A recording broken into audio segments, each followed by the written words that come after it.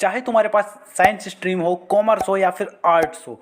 इस वीडियो में तुम्हें एक ऐसा टाइम टेबल और स्ट्रेटजी बताऊंगा ना, उससे तुम अपने एग्जाम में बहुत ही तगड़ा स्कोर करोगे। स्कूल जाने के बाद भी तुम अपना टाइम मैनेज कर लोगे, ऐसा टाइम टेबल बताऊंगा।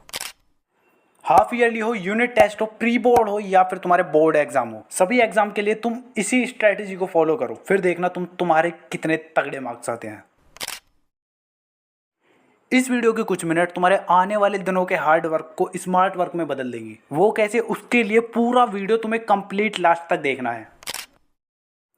सो hi everyone, this is Mukul और आज की वीडियो में मैं तुम्हें क्लास 11th का हाफ ईयरली का टाइम टेबल बताने वाला हूँ। और अगर तुम्हारे हाफ ईयरली एग्जाम हो चुके हैं तो तुम इस टाइम टेबल को अपने यूनिट टेस्ट या फिर ईयरली एग्जाम में यूज कर सकते हो। तो इस वीडियो को मैं दो पार्ट में डिवाइड करूंगा। पहला पार्ट होगा तुम्हारा कि तुम्हें एक चैप्टर को करने के लिए क्या क्या करना चाहिए, किस सब्जेक्ट को यानी कि किस तरह से पढ़ना चाहिए, वो भी विदाउट स्कूल के हेल्प के। और सेकंड पार्ट में मैं तुम्हें बता रहा हूँगा टाइम टेबल। तो चलो फिर बताता हूँ। तो सबसे पहले स्टार्ट करते हैं कि तुम्हें इन सब्जेक्ट्स को पढ़ना कैसे है। तो चलो फिर बताता हूँ। स्टेप 1 में है तुम्हारा नो योर सिलेबस। हाँ, तुम्हें अपने सिलेबस का पता करना है कि तुमने कितने चैप्टर अभी तक कर लिए हैं, कितने करने हैं और कितने तुम्हारे आधे हैं या फिर कितने तुमने वो पढ़े हैं। ये सब तुम्हें लिख लेना है। और वो कैसे लिखना है, तुम्हें 3 बॉक्स बनाने हैं। पहले बॉक्स में तुम उन चैप्टर्स को लिखोगे जो तुम्हारे कंप्लीट हैं। उसके बाद दूसरे बॉक्स में तुम उन चैप्टर्स को लिखोगे जो तुम्हारे बिल्कुल भी कंप्लीट नहीं है। इसके बाद थर्ड बॉक्स में तुम लिख रहे होगे उन चैप्टर्स को जो तुम्हारे आधे कंप्लीट हैं और आधे रह गए हैं। जब तुम इन 3 बॉक्स को बना लेते हो तो उसके बाद स्टार्टिंग तुम्हें करनी है। जो तुमने चैप्टर कंप्लीट कर रखे हैं उनका तुम्हें स्टार्टिंग में रिविजन करना है। और जो तुम्हारे चैप्टर रह गए हैं उनके लिए तुम्हें सेकेंड स्टेप फॉलो करना है। और जो तुम्हारे आधे रह गए हैं उसके लिए भी सेकंड स्टेप फॉलो करना है। तो सेकंड स्टेप की मदद से तुम सेकंड और थर्ड बॉक्स के चैप्टर्स को करोगे। सेकंड स्टेप क्या है? सेकंड स्टेप है तुम्हारा वॉच वन शॉट वीडियोस। तो वन शॉट वीडियोस के लिए मैं क्यों बोल रहा हूँ, उसका रीजन ये है कि यार तुम्हारे पास अब बिल्कुल भी टाइम नहीं है। हाफ ईयरली तुम्हारे एकदम पास आ चुके हैं। ऐसे में तुम्हें सिलेबस भी कंप्लीट करना है, क्वेश्चन प्रैक्टिस भी करनी है और रिवीजन भी करना है। तो अगर तुम डिटेल लेक्चर लेकर बैठ गए फिर तो तुम्हारा कुछ होने वाला नहीं है। तो इसीलिए जो भी तुम्हें चैप्टर पढ़ना है उसे यूट्यूब पर सर्च करो वन शॉट वीडियो लगाकर। अब इन वन शॉट वीडियो में तुम्हारा बेसिक आराम से क्लियर करा देंगे, जिससे तुम्हारे एग्जाम में थोड़ी बहुत चीज़ें समझ में आए। बट थर्ड और फोर्थ स्टेप्स को अगर तुम नहीं फॉलो करते हो तो तुम्हारे एकदम लो मार्क्स आएंगे। तो थर्ड स्टेप बताता हूँ। थर्ड स्टेप है तुम्हारा क्वेश्चन प्रैक्टिस करो। क्वेश्चन प्रैक्टिस तुम्हें कहाँ से करनी है? तो क्वेश्चन प्रैक्टिस के लिए तुम लोगे क्वेश्चन बैंक। और क्वेश्चन बैंक जो तुम्हें लेना है, मेरी तरफ से मुझे जो पर्सनल फेवरेट लगा वो है एडुकार्ड का क्वेश्चन बैंक, जिसमें तुम्हें बहुत ही सारे क्वेश्चंस मिल रहे होंगे। इस क्वेश्चन बैंक को मैं तुम्हें क्यों रिकमेंड कर रहा हूँ उसका रीज़न तुम्हें आगे बताता हूँ। तो यार ये क्वेश्चन बैंक तुम्हें इसलिए लेना चाहिए क्योंकि इस क्वेश्चन बैंक में जो जो मिलेगा वो तुम्हें बाकी के क्वेश्चन बैंक्स में नहीं मिलने वाला। जैसे इसमें तुम्हें 800 से ज़्यादा क्वेश्चंस दीक्षा, एनसीईआरटी एग्जाम्पलर, दिल्ली गवर्नमेंट यानी सीबीएसई के सारे सोर्स से रिलेटेड तुम्हें यहाँ 800 से ज़्यादा क्वेश्चन मिल जाएंगे, जो कि तुम्हें अदर कोई क्वेश्चन बैंक लेते हो उसमें नहीं मिलने वाले। इसके बाद एनसीईआरटी ट्रिकी क्वेश्चंस की यहाँ तुम्हें एक्सप्लेनेशन भी मिलेगी, जो कि तुम्हें अदर क्वेश्चन बैंक में नहीं मिलने वाली।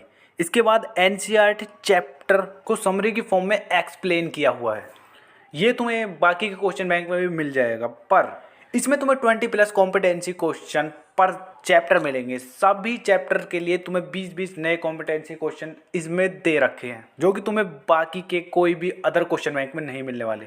इसके बाद इसमें डिटेल एक्सप्लेनेशन जितने भी क्वेश्चन दे रखे हैं सभी के लिए दे रखी है। ऐसी एक्सप्लेनेशन है जो तुम्हें बहुत ही अच्छे से समझ में आएगी। और लास्ट इसमें तुम्हें मिलेंगे इंपॉर्टेंट और क्वेश्चन पॉइंट, जो कि तुम्हें अदर क्वेश्चन बैंक में नहीं मिलने वाले। तो यहाँ तक तुम्हें पता चल गया है तुम्हें क्यों ये बाय करनी चाहिए। अब तुम्हें बताता हूँ कि सब्जेक्ट वाइज तुम्हें इनके अंदर क्या क्या मिल रहा होगा। सबसे पहले बात करते हैं, अगर तुम्हारे पास बायोलॉजी है तो बायोलॉजी में तुम्हें बहुत सारी चीज़ें मिल रही होंगी, जैसे रिमेंबरिंग एंड अंडरस्टैंडिंग क्वेश्चंस। इसके बाद एप्लीकेशन बेस्ड क्वेश्चंस। इसके बाद analysis, evolution and create based question. तो क्वेश्चन प्रैक्टिस की तो बिल्कुल भी टेंशन मत लो, इतने सारे क्वेश्चन तुम्हें मिलेंगे, तुम्हें मजा आ जाएगा। और इसमें तुम्हें चैप्टर वाइज थ्योरी मिल रही होगी, एग्जाम्पल फॉर प्रैक्टिस और इंपॉर्टेंट पॉइंट तुम्हें इस क्वेश्चन बैंक में मिलने वाले हैं बायोलॉजी के लिए। तो ये तो बात हुई बायोलॉजी की। बायोलॉजी में तुम्हें इसमें क्या क्या मिलने वाला है। इसके बाद बताता हूँ इंग्लिश के लिए।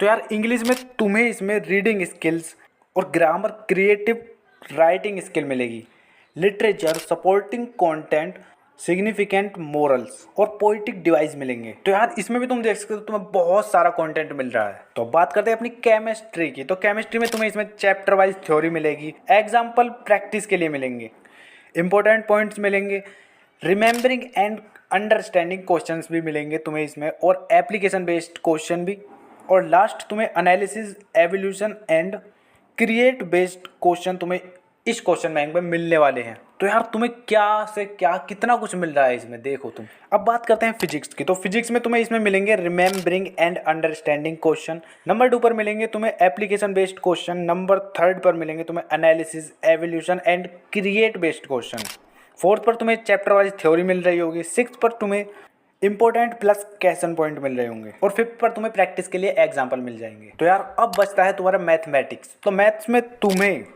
इसमें remembering point, understanding questions, number 2 पर मिलेंगे तुम्हें एप्लीकेशन बेस्ड क्वेश्चन, नंबर 3 पर मिलेंगे analysis, evolution and create based question.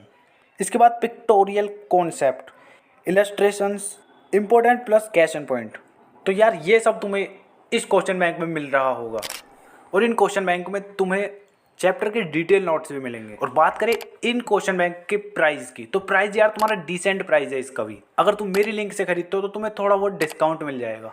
तो लिंक तुम्हें इसकी कमेंट में मिल जाएगी, या फिर तुम्हें मैं डिस्क्रिप्शन में दे दूंगा, तुम वहां से जाके इस क्वेश्चन बैंक को बाय कर सकते हो। ये तुम्हारे लिए बहुत ही ज़्यादा हेल्पफुल होने वाला है। इसे कर लोगे तो तुम्हारी क्वेश्चन प्रैक्टिस की जो नीड है ना वो पूरी हो जाएगी। तुम बहुत पूछते रहते हो ना कि क्वेश्चन प्रैक्टिस कहाँ से करें, कौन सा क्वेश्चन बैंक के लिए, तो अब मैंने तुम्हें बता दिया है, ये one of the best question bank है। तो यार लिंक तुम्हें डिस्क्रिप्शन में मिलेगी, तो जाओ अभी बाय कर लो जाके। बाकी का अगर तुम्हारे पास ये पहले से है तो कमेंट में अपना एक्सपीरियंस शेयर करो, तुम्हें कैसा क्वेश्चन बैंक लगा ये। तो यार यहाँ तक तो बात होगी। अगर तुम्हारे पास साइंस स्ट्रीम है तो तुम्हें कौन सा क्वेश्चन बैंक लेना है, और अगर तुम्हारे पास कॉमर्स स्ट्रीम है तो फिर तुम्हें कौन सा क्वेश्चन बैंक लेना चाहिए वो बताता हूँ। तो कॉमर्स स्ट्रीम वालों को लेना है ओसवाल बुक्स का क्वेश्चन बैंक। स्पेसिफिकेशन मैं तुम्हें नेक्स्ट वीडियो में बता दूंगा। अभी के लिए तुम्हें बाय लिंक तुम्हें डिस्क्रिप्शन और कमेंट में मिल जाएगी, वहां से जाके तुम उसे परचेज कर लो। तो यहाँ तक बात होगी तुम्हारी क्वेश्चन प्रैक्टिस की, तुम्हें कहाँ से क्वेश्चन प्रैक्टिस करनी है। अब तुम्हें बताऊंगा टाइम टेबल। टाइम टेबल में तुम्हें किस तरह से पढ़ना है, किस सब्जेक्ट को किस टाइम पढ़ना है, और वो भी बिना ट्यूशन और स्कूल की हेल्प से कैसे तुम्हें पढ़ना है वो बताऊंगा। तो सबसे पहले यार तुम इस चार्ट का स्क्रीनशॉट लो। ये तुम्हें अभी समझ नहीं आएगा, जब मैं आगे वीडियो में बताऊंगा जब तुम समझ जाओगे। तुम्हारे पास कोई सी भी स्ट्रीम हो, जो भी स्ट्रीम है तुम्हारे पास, उससे रिलेटेड तुम्हें इन सभी सीक्वेंस से लिखे सब्जेक्ट को लिख लेना है, या फिर स्क्रीनशॉट ले लो बाद में लिख लेना। अब तुम उन सब्जेक्ट्स को भी अपनी स्क्रीन पर देख सकते हो जिनकी मैं अभी आगे टाइम टेबल में बात करूंगा, तो इसका भी स्क्रीनशॉट ले लो, बाद में नोट कर लेना। तो बस यार अब बताता हूँ टाइम टेबल। तो टाइम टेबल यार तुम्हारा मॉर्निंग वाला होने वाला है। तुम्हें मॉर्निंग में बहुत ही जल्दी उठना है। तुम्हें उठना है 4:30 क्लॉक।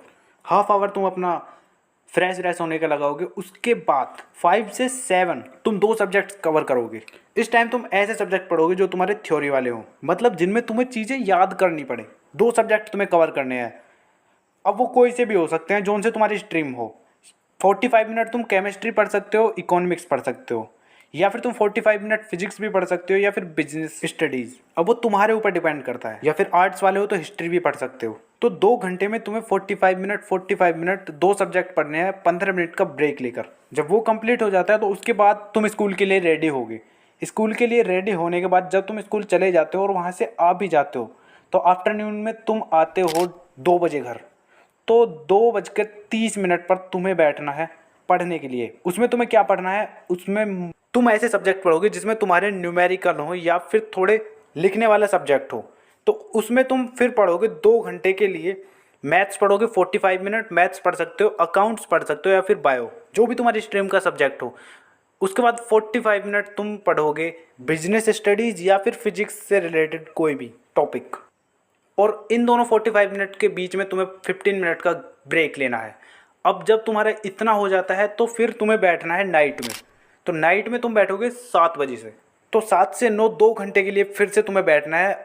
उस टाइम पीरियड के दौरान तुम कोई भी सब्जेक्ट पढ़ सकते हो। कोई भी सब्जेक्ट मतलब जो 2 सब्जेक्ट तुमने मॉर्निंग और आफ्टरनून वाली शिफ्ट में पढ़ लिए हैं, उन सब्जेक्ट को तो पढ़ना मत। जैसे फिजिक्स और बिजनेस स्टडीज़ तुमने पढ़ लिया है तो तुम्हें उसके लिए अब नहीं पढ़ना है। अब तुम्हें पढ़ना है बाकी के जो 2 सब्जेक्ट बच गए हैं, जो कि तुम्हारे हैं केमिस्ट्री और मैथ्स, अगर तुम साइंस स्ट्रीम से हो।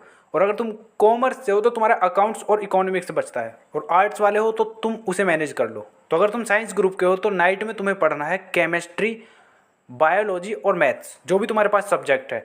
45 मिनट पढ़ो, 15 मिनट का ब्रेक लेकर। और कॉमर्स स्ट्रीम है तो तुम इन सब्जेक्ट्स को पढ़ो जो तुम्हारे बच गए हैं। तो बस यार यही था टाइम टेबल। तुम वीडियो पर अभी तक बने हुए हो तो तुम्हारी कंसंट्रेशन पावर बहुत ही तगड़ी है। इसे अच्छे से पढ़ाई में यूज़ करो, और वीडियो पर अभी कमेंट करो तुम्हें टाइम टेबल कैसा लगा, और इस वीडियो को अपने दोस्तों के साथ शेयर कर दो। अभी अपने स्कूल के ग्रुप और ट्यूशन के ग्रुप में अभी शेयर करो। मेरी बस इतनी सी रिक्वेस्ट है तुमसे। तो बस मिलते हैं नेक्स्ट वीडियो में, तब तक के लिए keep learning, keep studying, keep smile.